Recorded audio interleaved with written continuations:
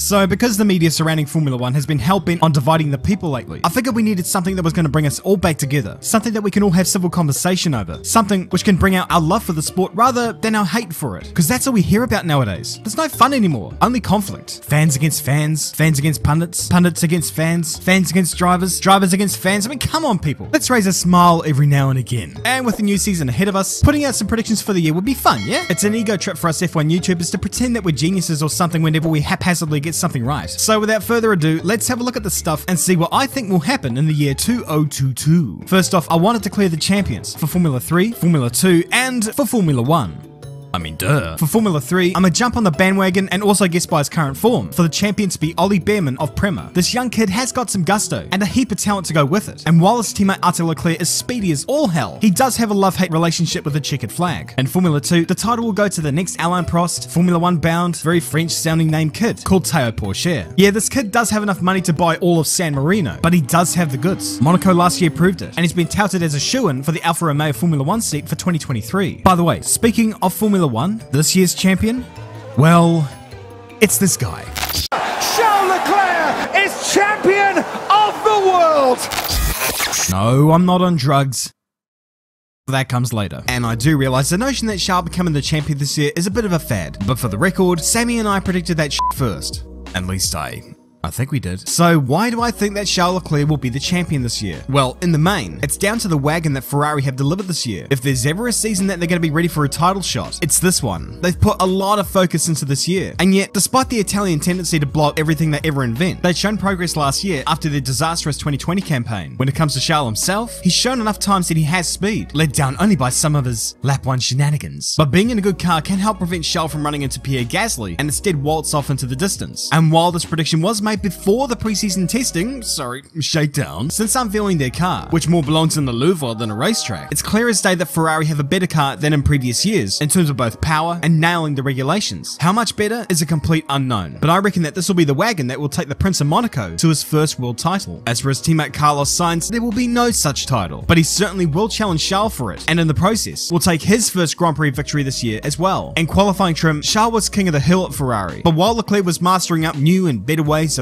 ruining his races, Carlos always made the best of his own. He achieved 4 podiums in 2021 against Charles's 1, and was more than a match in race trim even when both were at even odds. Sainz definitely has what it takes to win a race, which is why this prediction is a bit of a no-brainer. But what I'm about to say next is going to have a lot of people hurling a bucket of shit my way. But just remember, this isn't what I want to happen, it's just what I think is going to happen. And I could be wrong, but in any case, here goes. Lewis Hamilton will be beaten by George Russell. And I know how that's going to sound to a lot of you, but let me ask you this. Did we really think that Daniel Ricciardo would beat Sebastian Vettel the way that he did when he entered Red Bull back in 2014 after Seb just completely wiped the floor with everyone in 2013? Why it happened is not important. The thing is that it did happen. And in the sport, anything can happen. And this year, I'm predicting that the greatest driver of his era is going to get dunked by a Jude Law clone. What gives? Well, honestly, part of the reason is that Lewis will now have a teammate who knows how to overtake, thus probably will pester him a little bit more. As fast as Valtteri is over one lap, he couldn't defend an oil company with a paid jury, and while it was a one-off outing, George had proven himself in the Sakhir Grand Prix back in 2020. Nitpick all you want regarding that performance, and yes, that move was overrated, but it was still a fantastic performance given everything. And besides, this whole prediction is just vibes. I could be violently wrong, but it's a guess. It's a prediction. It's a possibility. It's law, it's the vibe, and no, that's it. It's the vibe. I rest my case. It doesn't mean I think Lewis is going to drown this year. I mean, for instance, he's going to maintain his winning record this year, carrying on the streak of winning a race in every season of Formula 1 he's ever competed in. And George won't just run away. No, not from this guy. Just remember who this guy is. And with the young pretender coming in, my guessing is that there will be friction between the two. A little bit like what we saw with Fernando and with Brittany. Again, it's all vibes. But while we'd all love to see Sir Lewis win title number 8, I just can't see him winning it this year. Nor for Max Verstappen. Now, I'm not going to talk about that race, because that's just asking for trouble and everyone's made their minds up about it, and in general, it's just a waste of fucking energy. Max did walk away the champion.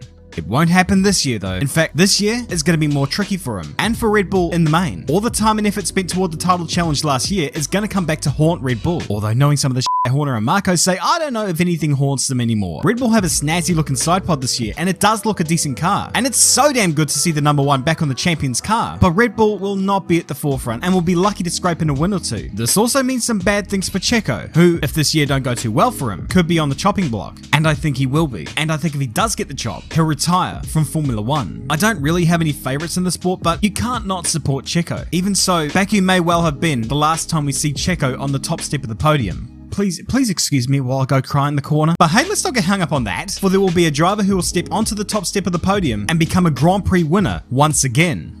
Sir Lancelot Stroll. I know he ain't won in Formula 1 yet, but the New Zealand Grand Prix from 2015 technically does count as a Grand Prix victory. In Formula 1, this will be Lance's year, just like it was last year. This time for real though. Or maybe it won't be. I don't know. This will just be a prediction every year until he actually wins. Although it would be hard to predict where Aston will phase into this year's championship, given their car was about as inconsistent as its drivers last year. And this year might not be too different. All very harsh words, but not all Grand Prix are won by pure pace. Sometimes you get wacko races, like the one won last year by Esteban Ocon. And in that melee, Lance will find a way. Also Seb.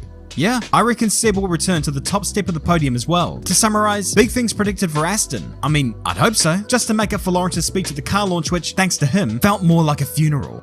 And these cars exemplify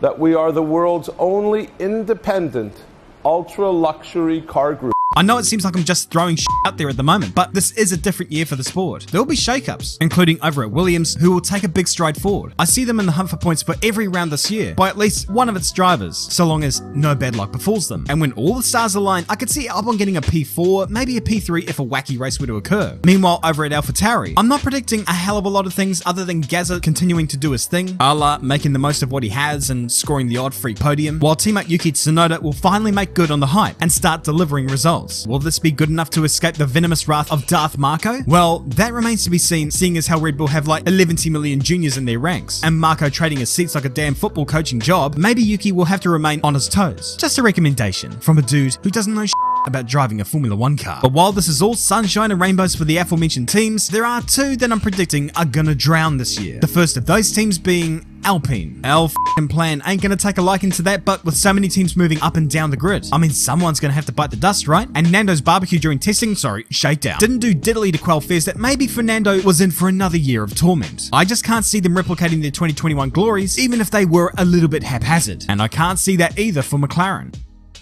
What? Yeah, I know they look decent in preseason testing. You know what, f it, I'm just gonna call it that, because that's what it was, and an exclusive broadcasting contract with Bahrain is not gonna change that for us. Point is, however, is that testing can only tell you so much. Relying on those times is a red herring, and with McLaren this year, that's gonna be a bit more extreme. I don't know where these guys are gonna be, but I don't think they're gonna challenge for wins. Let's put it that way. Again, it's the vibe. The other team to get hit by a stack of bricks this year will be Alfa Romeo. I'm guessing they're going to drown badly this year, and I'm not going to put it down to the drivers Bottas and Zhou. The team as a whole seems to be going backwards, not forwards, in recent years, and I just don't reckon it's going to change course anytime soon. I think this bunch are in for the wooden spoon this year, whilst Haas are going to pull themselves out of the mud and grab some points with Mick Schumacher.